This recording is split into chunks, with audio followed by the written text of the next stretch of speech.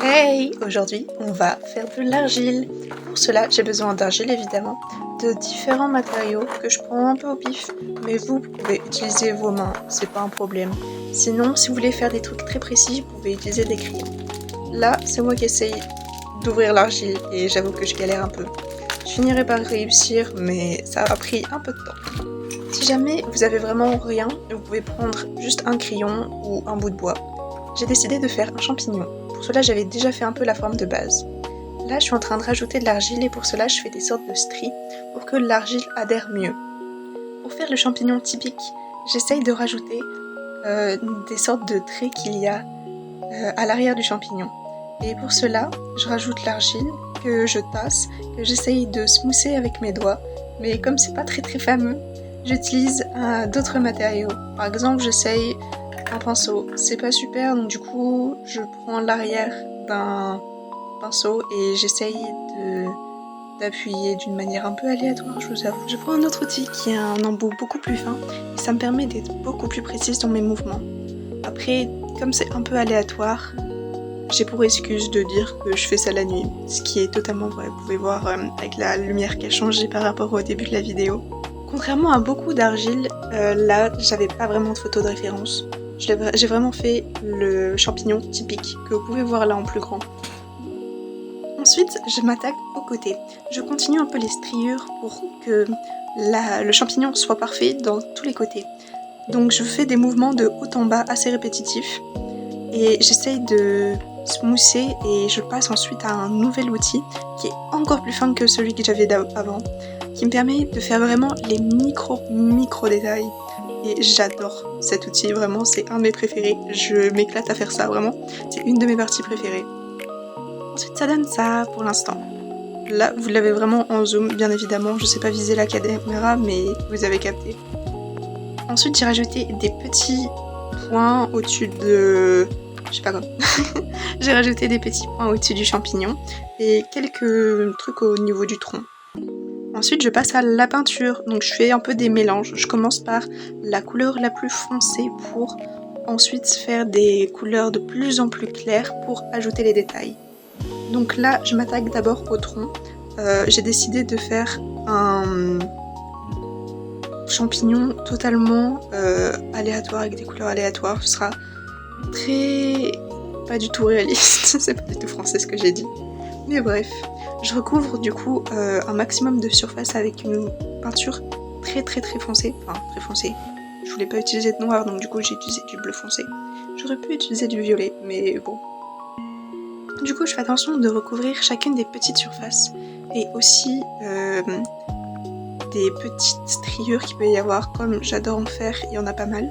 Je fais une peinture un peu plus claire pour accentuer les formes, parce que quand vous passez le pinceau sur les espaces les plus hauts, on va dire, je sais pas si vous captez, il ressort beaucoup plus.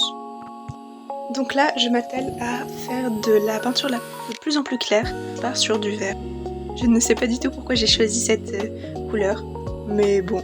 Je m'attaque aussi sur le chapeau du champignon.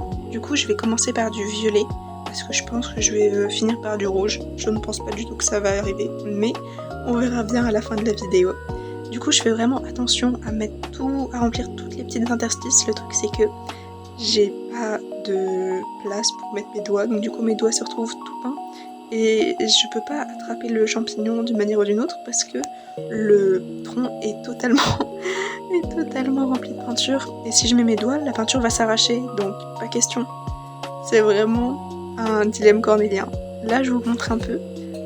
En vrai, ça va, j'ai recouvert quasiment tout, sauf là où il y a mes doigts. Je refais des petits mélanges, j'essaye de le faire un peu plus clair, sauf que ça donne un marron un peu bizarre, et à partir de là, c'est foutu.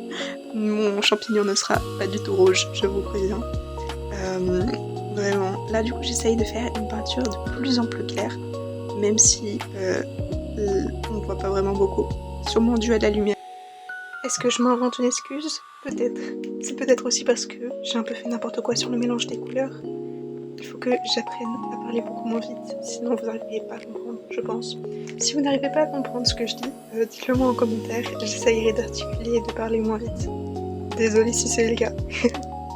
tout cas, là j'essaye de faire une couleur encore plus claire en rajoutant du blanc, ce qui est une très mauvaise idée parce que du coup je ne change pas la couleur qui est un horrible marron. En vrai il est pas si horrible que ça, mais bon. Je rajoute un peu de jaune pour mettre un peu de couleur parce que si je rajoute du blanc et encore du blanc, ça va ça va totalement enlever les couleurs et c'est pas du tout ce que je recherche. Je veux vraiment m'amuser sur les couleurs, augmenter les contrastes, c'est vraiment ça qui m'amuse. Là je rajoute les petits points, je les colore, je sais plus parler.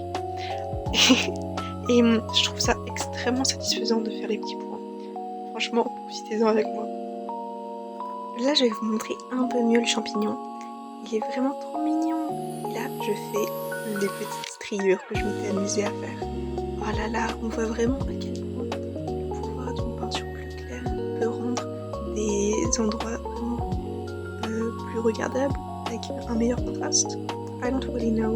Là je mets carrément du blanc, j'en mets un peu trop d'ailleurs, on voit un peu moins les striures. Mais bon, on va dire qu'il est minuit, 1h du mat. Je perds un peu la boule, on va me laisser rajouter du blanc. Ah là, c'est un tout petit peu plus sec. C'est stylé, j'aime bien. C'est un peu aléatoire. Le blanc, on dirait un peu un blob dessus. Je sais pas si vous avez la ref, mais j'aime trop les blobs, je trouve ça trop mignon. Et je trouve qu'il y en a un peu sur le champignon. Est-ce que j'ai fait exprès? Pas du tout. Là, je recommence à mélanger un peu les peintures et à... Ah oui, je rajoute un peu de blanc parce que quand même, il n'y en a pas beaucoup sur les petites striures que je me suis enquiquinée à faire. Là, je peaufine les derniers détails. Oulala, je tourne mon champignon avec mon pinceau, c'est tout à fait normal, je dois pas toucher le champignon, sinon la peinture elle va coller à mes doigts et ça va tout enlever. Ça va vraiment être un peu une catastrophe. Je rajoute quelques endroits de lumière, je prends avec mon doigt, j'arrête totalement. je rajoute quelques lumières et c'est fini. Voilà ce que ça donne une fois séché. Il y a certains endroits qui sont un peu... où la peinture s'est un peu enlevée, mais sinon ça va. Bref, si vous avez aimé, n'hésitez pas à vous abonner, à liker et à mettre un commentaire.